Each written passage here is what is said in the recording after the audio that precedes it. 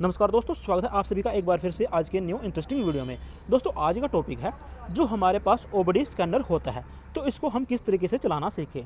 तो यहाँ पर देखिए दोस्तों, ये मेरे पास दो ओबीडी स्कैनर है, ओबीडी 2 V311 और ओबीडी 2 MS309 प्रो। तो यहाँ पर आपने अभी तक जो है कोई भी ओबीडी स्कैनर नहीं लिया है और आप एक मैकेनिक हो या आप काम सीख रहे हैं, तो ऐसे में आपके लिए जो मेरे पास ओबीडी 2 V311 ओबीडी स्कैनर है ये सबसे बेस्ट है अब तक का। इसके अंदर बहुत एडवांस फीचर है, तो मैं आपको यही रिकमेंड करूंगा। अगर आप कोई भी ओबीडी स्कैनर लेना चाहते हैं या लेने की सोच रहे हैं तो आप दोस्तों यहाँ पर ओबीडी 2 V311 स्कैनर को ही परचेज करें। इसके अंदर बहुत एडवांस फीचर है। अब यहाँ पर देखिए, ये जो मेरे पास बाइक है ये है होंडा SP 125। आप देख सकते हैं ये मेरे पास होंडा SP 125 है। और यहाँ पर जो हमारे पास ये ओबीडी स्कैनर है ये इसका एक यूज़र मैनुअल है और ये एक होंडा की शॉप मैनुअल है, होंडा SP 125 की। तो यहाँ पर ये जो मेरे पास ओबीडी स्कैनर है ना, इसका इस्तेमाल मैं इसलिए इसमें करके दिखा रहा हूँ क्योंकि ये इसके अंदर जो कुछ फीचर है ना ये इसमें ही काम करेंगे। या फिर हमारे पास कोई डिजिटल मीटर वाली बाइक होती है जैसे कि हीरो स्प्लेंडर प्लस एक्सट्रैक्ट या फिर कोई दूसरी, तो उसके अंदर भी ये ओबीडी स्कैनर काम करेगा। तो यहाँ पर मैं आपको इसमें क्यों चला के दिखाऊंगा ये मैं आपको आगे बताऊंगा। तो यहाँ पर वीडियो शुरू करने से पहले दोस्तों मैं आपको एक बात और बता दूं, यहाँ पर ये मेरे पास होंडा SP की एक शॉप मैनुअल है। यहाँ पर ये जो बुक्स है ना इसके अंदर आपको बहुत कुछ एडवांस भी मिलेगा, इंजन से लेकर वायरिंग से लेकर, और यहाँ पर कोई भी सेंसर होता है उसकी रेजिस्टेंस वैल्यू क्या होती है ये सब इसके अंदर दी गई है, ठीक है यहाँ पर।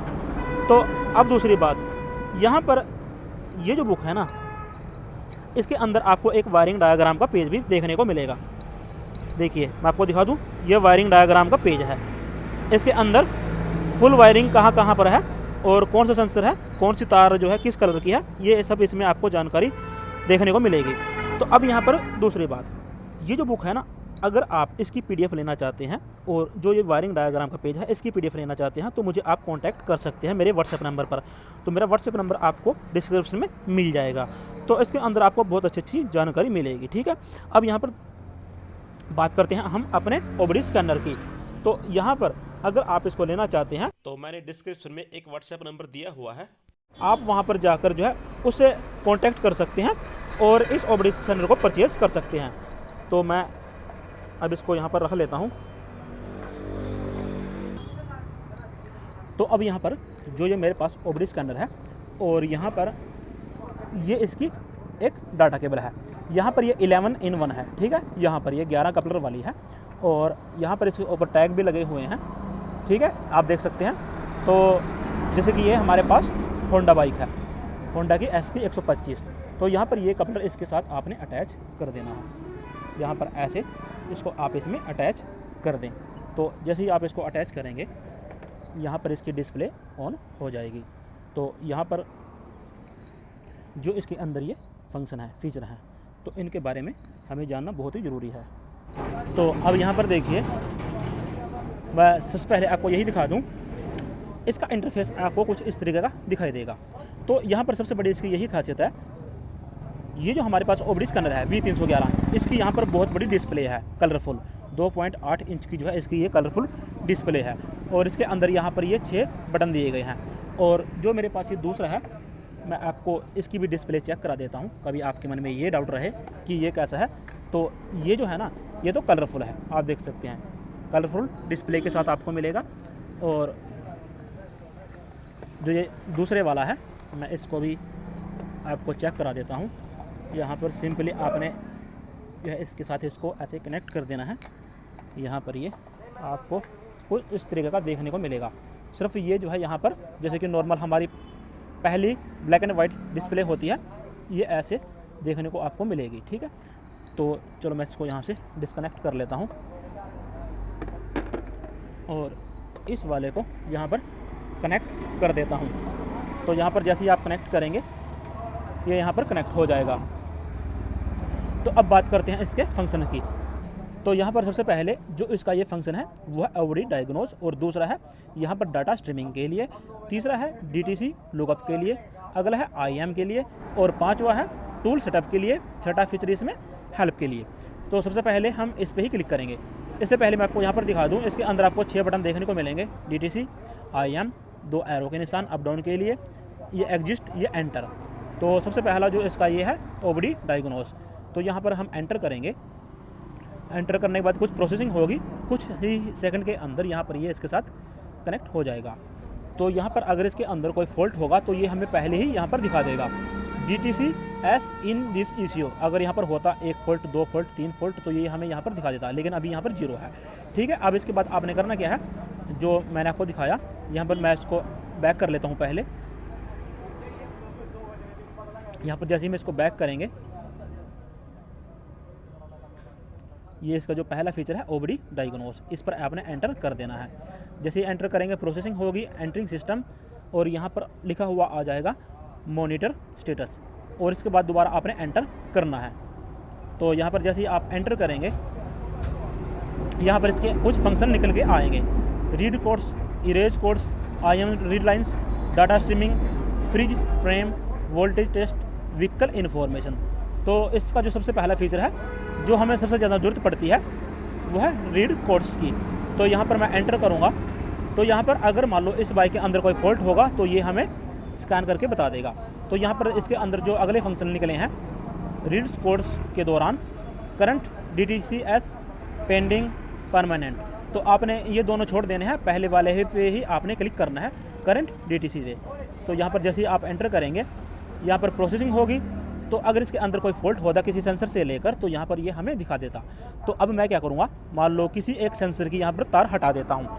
ठीक है, तो क्योंकि मैंने आपको ये भी दिखाना है कि यहाँ पर ये काम किस तरीके से करता है, तो मैं किसी एक सेंसर की तार यहाँ से हटा लेता हूँ।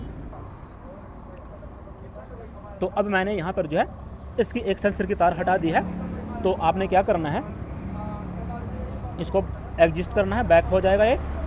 ठीक है, और जैसे ही आप दोबारा एग्जिस्ट करेंगे, तो यहाँ पर आपने रीड कोड्स पर ही एंटर करना है।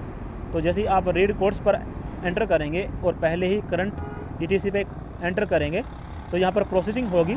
तो यहाँ पर इसने दिखा दिया करंट DTC, यहाँ पर P0198 ये इसका फॉल्टी कोड है, और engine oil temperature sensor high, EOT sensor या फिर थर्मल सेंसर, इसको हम इन नाम से जानते हैं। ठीक है, अब इसने ये दिखा दिया, और इसके बाद अब आपने करना क्या है, यहाँ पर ये आपने इसको बैक कर लेना है एग्जिट पर जाकर। एग्जिट पर जैसे ही आप जाएंगे, इसके बाद दोबारा आपने जाना है, और यहाँ पर एरो का बटन जैसे ही प्रेस करेंगे, इसके बाद ये इरेज कोड्स, इसके बाद आपने एंटर प्रेस करना है। यहाँ पर ये पूछ रहा है clear reset emission related diagnostic information are you sure, क्या आप इसको क्लियर करना चाहते हैं? तो ये हमें पूछ रहा है, यस हमें इसको क्लियर करना है। तो यहाँ पर एंटर प्रेस करेंगे। अब यहाँ पर इसने एक और बात पूछी है, प्लीज़ टर्न इग्निशन ऑन, यहाँ पर आपका स्विच ऑन रहना चाहिए विद इंजन ऑफ। तो ऐसी स्थिति में आपका इंजन ऑफ होना चाहिए, और इसके बाद आपने प्लीज़ एंटर की टू कंटिन्यू। ठीक है, यहाँ पर मैं एंटर करूँगा। तो यहाँ पर जैसे ही मैं एंटर करेंगे, तो यहाँ पर जो है emission related diagnostic information has been cleared, तो ये इसने इसको क्लियर कर दिया। ठीक है, अब यहाँ पर क्लियर हो गया, तो इस तरीके से ये यहाँ पर क्लियर हो जाएगा। तो अब अगली बात, तो मैं इसको वापस कर लेता हूँ। इसके बाद ये दो हमारे फंक्शन हो गए। रीड कोड्स पर ये डिटेक्ट करेगा, इरेज से हम इसको क्लियर करेंगे। IM रीड लाइन्स, तो यहाँ पर इस पर देखते हैं इसके अंदर क्या निकलेगा। तो यहाँ पर since DTC S were cleared, तो दोबारा हम एंटर करेंगे। तो यहाँ पर इसके अंदर ये कुछ इस तरह का जो है आपको इंटरफेस देखने को मिलेगा। तो यहाँ पर लिखा आ रहा है नॉट अवेलेबल, तो सब कुछ ओके है, तो इसमें कोई दिक्कत नहीं है। तो यहाँ पर अब इसके बाद हम इसको बैक कर लेते हैं। ठीक है, और इसको जैसे ही हम एग्जिस्ट करेंगे, दोबारा एग्जिस्ट करेंगे। इसके बाद अगला है डाटा स्ट्रीम। तो यहाँ पर जब हम इसको नीचे करेंगे डाटा स्ट्रीम पर, तो यहाँ पर ये हमें दो तरीके से दिखाएगा। एक तो दिखाएगा वीव ऑल आइटम्स, ठीक है, और अगला है वीव ग्राफिक आइटम। तो मैं पहले वाले पे ही क्लिक करूँगा। ठीक है, यहाँ पर मैं एंटर कर देता हूँ। यहाँ हमें जो दिखाएगा ना, ये बिल्कुल लाइव दिखाएगा। तो अब देखिए यहाँ पर हमें क्या क्या है, ये लाइव दिखाता है। तो यहाँ पर अभी कुछ नहीं दिखा रहा है, क्योंकि अभी हमारी बाइक जो है बंद है, इसका इंजन हमें जो है स्टार्ट नहीं किया। तो अब मैं इसको स्टार्ट करता हूँ। तो यहाँ पर मैं आपको दिखा दूँ, देखिए नीचे करता हूँ। इसमें यहाँ पर आपको 4 भाग दिखाई देंगे, 2/4, 1/4, 3/4। ठीक है, यहाँ पर जो भी इसके अंदर फ़िलहाल जो कंडीशन है, इंजन कितना गर्म है, ये सब कुछ इसमें दिखा रहा है। तो सबसे पहले मैं इसको 1 नंबर पर ही ले जाता हूँ और यहाँ पर बाइक को स्टार्ट करता हूँ। तो यहाँ पर बाइक स्टार्ट हो गई। तो यहाँ पर ये बिल्कुल आपको लाइव दिखा रहा है, देखिए, ठीक है, जो भी इसके अंदर आप लाइव देख सकते हैं। नेक्स्ट करता हूँ, एरो को बटन नीचे प्रेस करूँगा। यहाँ पर इंजन RPM 1100 कुछ इसके RPM है। अगर मैं इसमें एक्सेलेटर करता हूँ, देखिए, ठीक है, ये इसमें एक्सेलेट हो रही है। अब यहाँ पर अगला जो फंक्शन है इसमें व्हीकल स्पीड। अब ये कब काम करेगा? ये तब काम करेगा जब हमारी बाइक में गियर डल जाएगा। अब मैं आपको दिखाता हूँ, देखिए,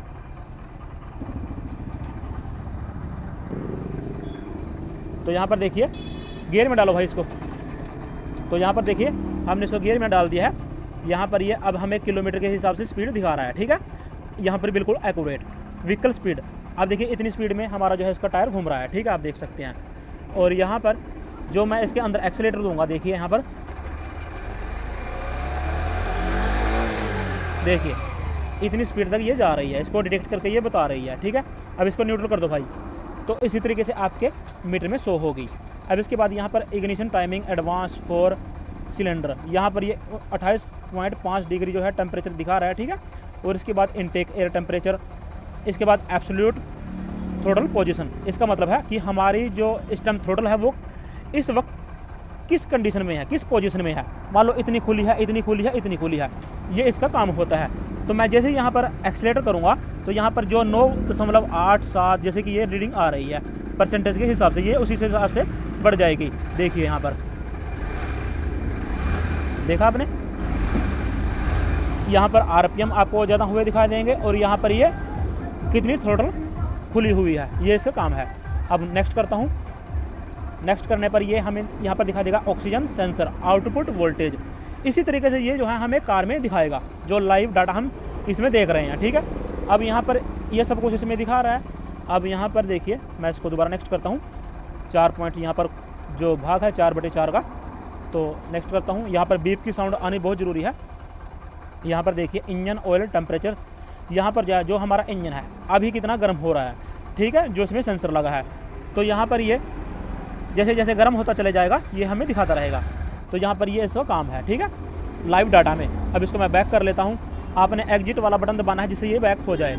अब यहाँ पर ये व्यू ग्राफिक्स, यहाँ पर ये इसमें एक ग्राफ के हिसाब से दिखाएगा, ठीक है, जैसे ग्राफ अप डाउन होता है ना, उसी तरीके से इसके अंदर ये दिखाएगा। तो यहाँ पर देखिए ये सब हमने यहाँ पर ये एंटर करके इनको यहाँ पर टिक मार्क करना है, ठीक है। तो यहाँ पर जैसे हम करेंगे तो यहाँ पर ये हमें ग्राफ के हिसाब से दिखाएगा। तो ये इसका काम है। मैं इसको वापस कर लेता हूँ। अब यहाँ पर अगला बटन है फ्रीज फ्रेम। फ्रीज फ्रेम में दोस्तों यहाँ पर ये फीचर कब काम करेगा? अगर मान लो हमारी कार या बाइक है, इसके अंदर चलते वक्त कोई सेंसर की तार कट गई या टूट गई, तो ऐसे में ये रिकॉर्ड इसमें आ जाएगा। ये इसका काम होता है। अब मैं इसको बैक कर लेता हूँ। और अब जो इसका अगला फंक्शन है वो है वोल्टेज टेस्ट। यहाँ पर ये हमें बैटरी के बारे में दिखाएगा, ठीक है, ये इसका काम होता है। तो ये तो चलिए आप मल्टीमीटर से भी चेक कर लेंगे या फिर इसके द्वारा भी चेक कर सकते हैं। इसके बाद ये व्हीकल इन्फॉर्मेशन, यहाँ पर हमें क्या दिखाता है इसमें मैं आपको दिखा दूँ। यहाँ पर ये देखिए इसमें दिखा रहा है व्हीकल इन्फॉर्मेशन।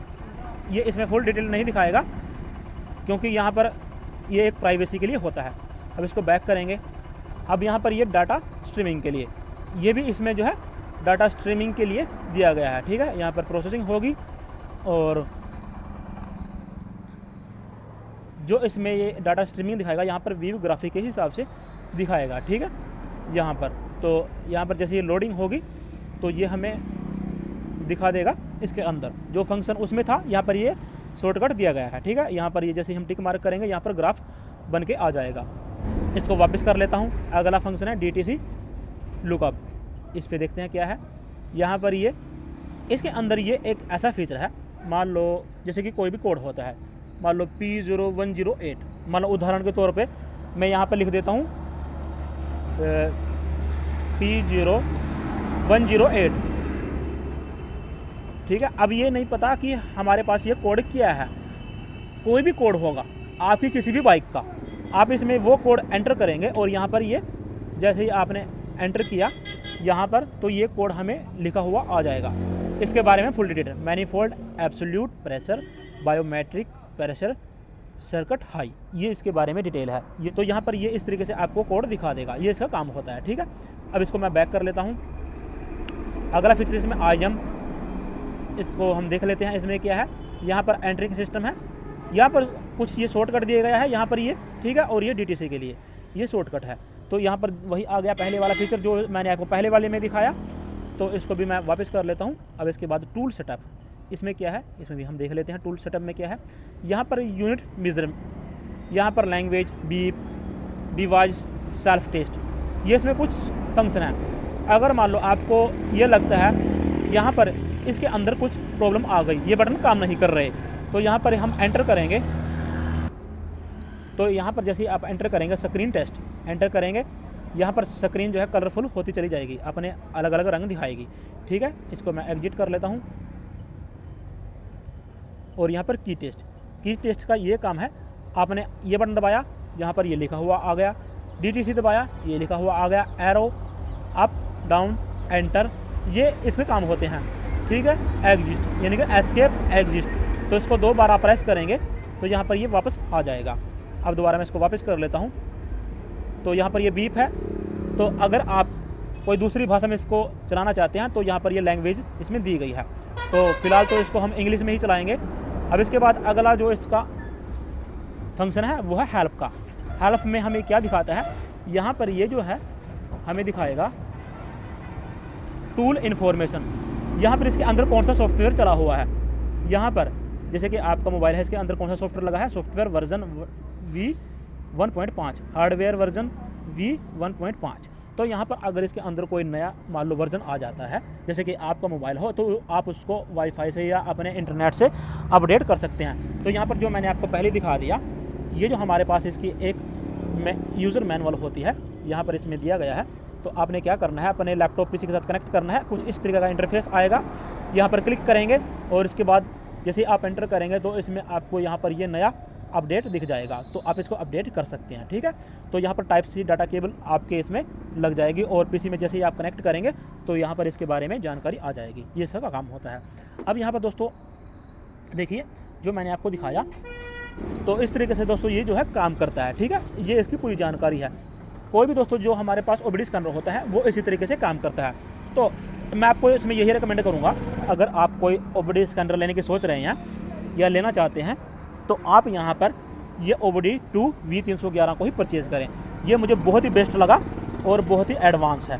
ठीक है, तो यहाँ पर ये कलरफुल है और इसकी जो डिस्प्ले है ये है 2.8 इंच की, तो आप इसको ले सकते हैं।